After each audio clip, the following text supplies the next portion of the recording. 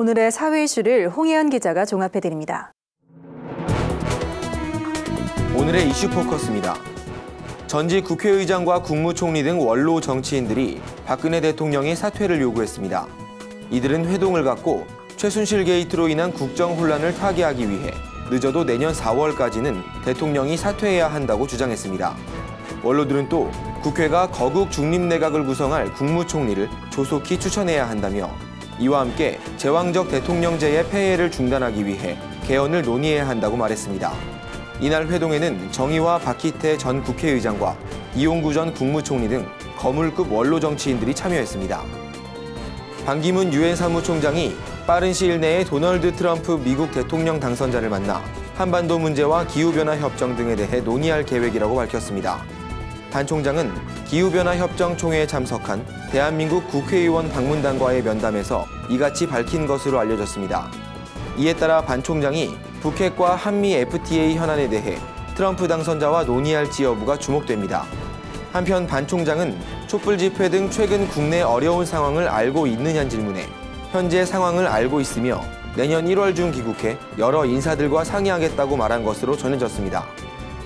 정부와 공공기관이 탈북민 고용을 확대하고 이들에게 지급되는 정착금과 주거지원금을 인상할 계획입니다.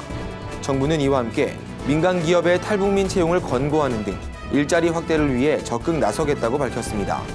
특히 제3국 출생 탈북민 자녀를 위한 양육 가산금을 신설하고 이들에 대한 대학 특례 입학을 허용하기로 한 부분은 눈에 띄는 대목입니다. 통일부 당국자는 재정당국과 협의해 내후년 예산부터 해당 사업을 반영하겠다고 밝혔습니다.